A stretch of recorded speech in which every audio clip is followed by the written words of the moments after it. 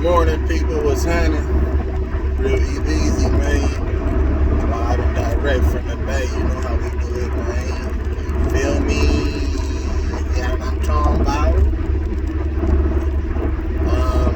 I just want to give a little overview of the Celtics and Heat Eastern Conference Finals, Game 1. No Kyle Lowry. It's a game-time decision for Marcus Smart. He's doubtful. But I think that's probably going to be upgraded to probable or questionable. So,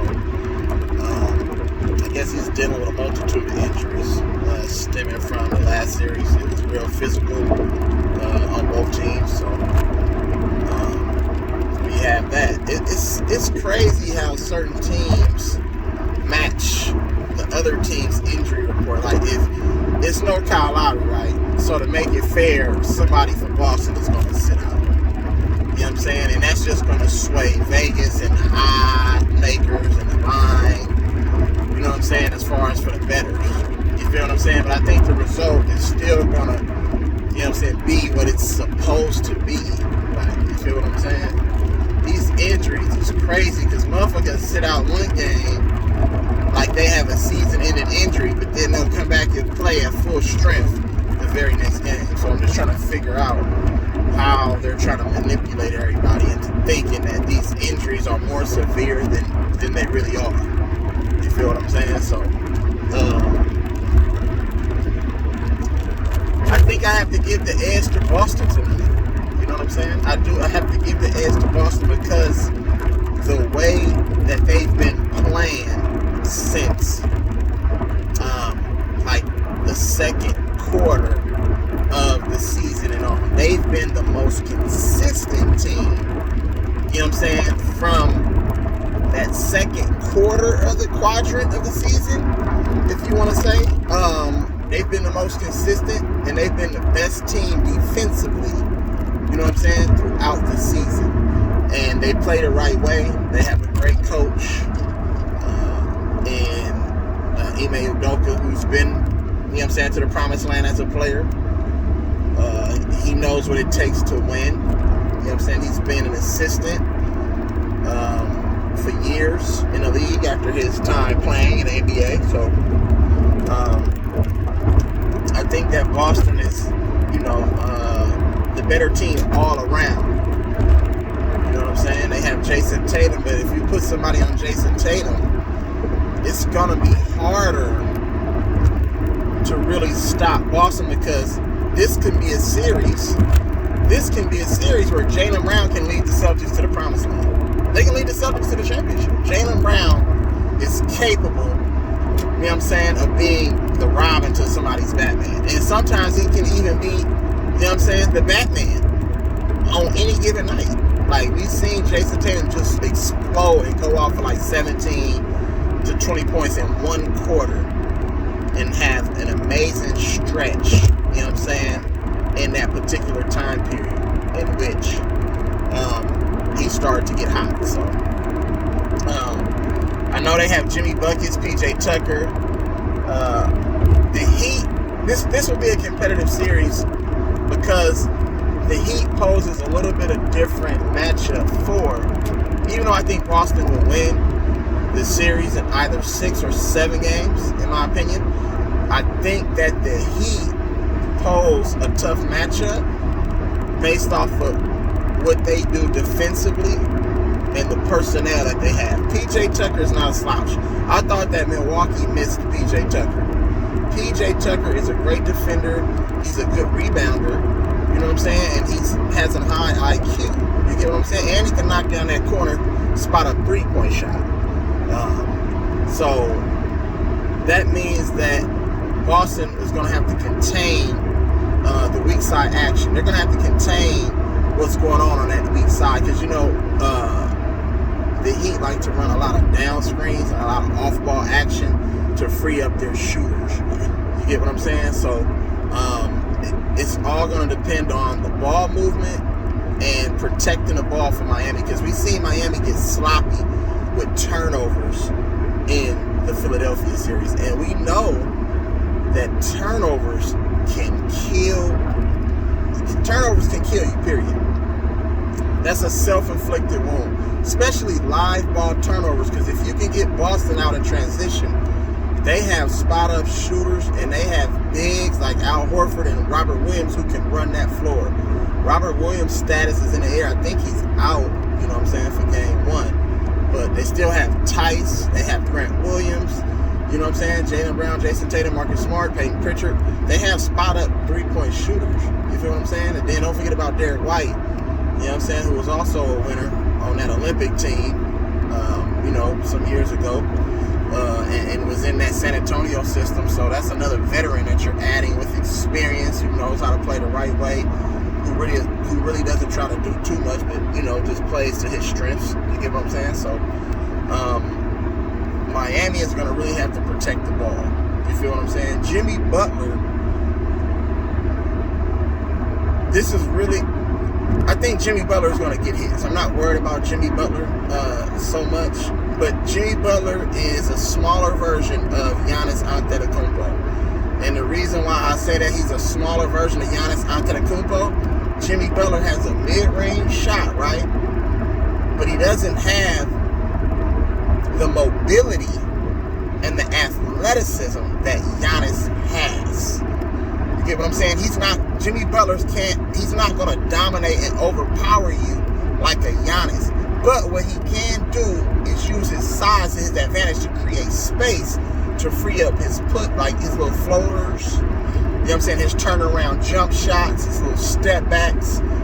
And then Giannis's three-point and Jimmy Butler's three-point are almost identical. I give the edge to Jimmy Butler on the three because we've seen Jimmy Butler shoot that three, you know what I'm saying, earlier on in his career. But for whatever reason, Miami's premier guards, whoever their premier guard is, like, say, D-Wade or Jimmy Butler, I guess the coach and the system doesn't want them shooting threes. Because I remember Jimmy Butler used to pull threes like a motherfucker in Chicago, Minnesota, and he would elevate on his shot, but he doesn't really elevate anymore. It's sort of like a set shot now.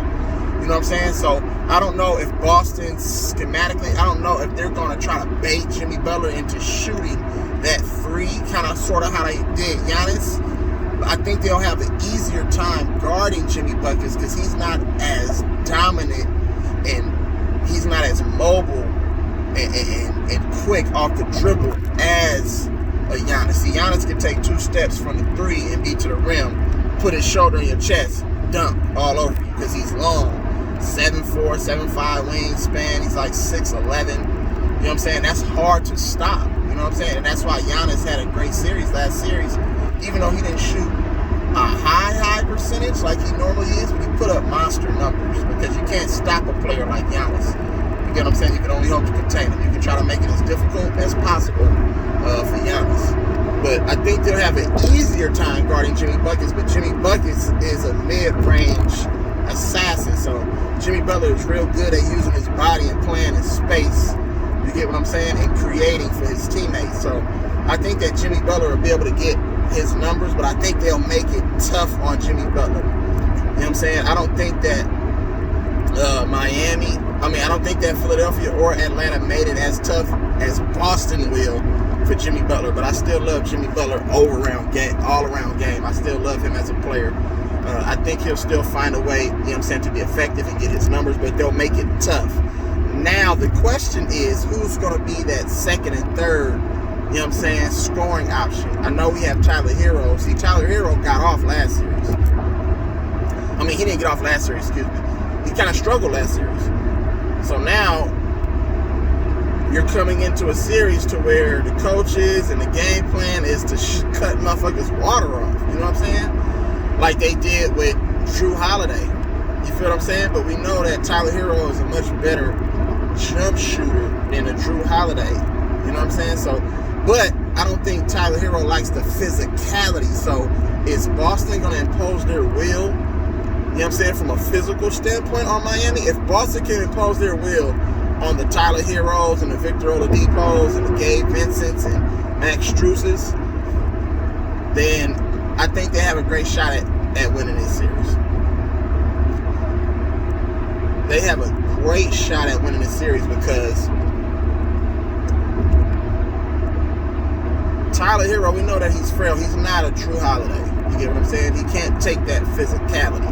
And then we know that Tyler Hero isn't as great a defender as Drew Holiday and Wesley Matthews and some of those other guys. So it's really going to tell on the defensive energy that Miami brings. Because you have Gabe Vincent. You know he likes the ball pressure, but he's small. So Jaylen Brown and Jason Tatum and guys like that can get their shot anytime they want, because they can just turn around and shoot over them without having to dribble.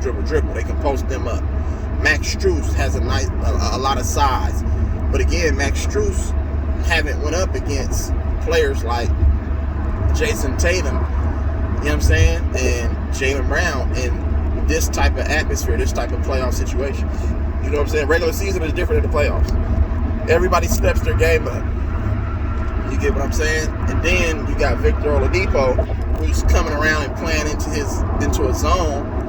You know what I'm saying? Victor Oladipo is going to be real important too, because he's going to have to come off the bench and provide that spark and that energy, that defensive intensity, and that playmaking ability. And he's going to have to be able to knock down shots, because he's going to get a lot of them. And I don't know how consistent his jump shot, you know what I'm saying, can be in this series. Because, mind you, he's coming off a major lower leg injuries. Like, you know what I'm saying? So, and Victor Oladipo hasn't been in this position since he was in Indiana some years ago. So, you have to look at it from that perspective too. And then Bam Adebayo, I don't know the mindset of Bam Adebayo. Bam Adebayo plays the Draymond Green role for Miami, but sometimes Bam Adebayo can go a stretch in a game to where he's not really impacting the game. You know what I'm saying? And I think that Bam Adebayo can be really, really effective against Al Horford.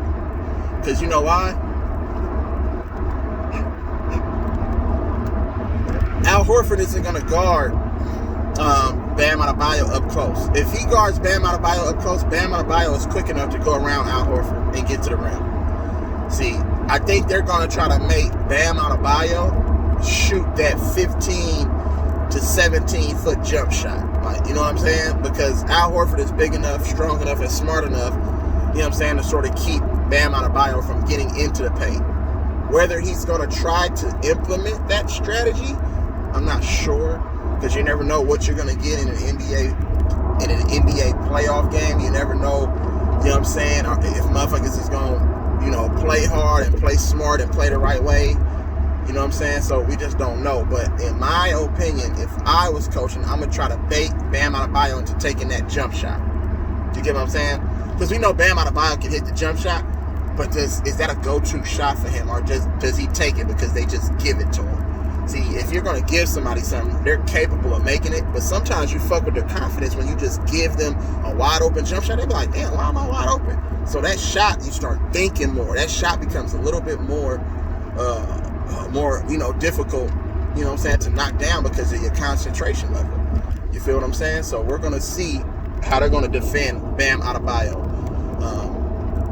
And then for the productivity of the others for Miami, Max Strus and Gabe Vincent, they've been real reliable those last two series.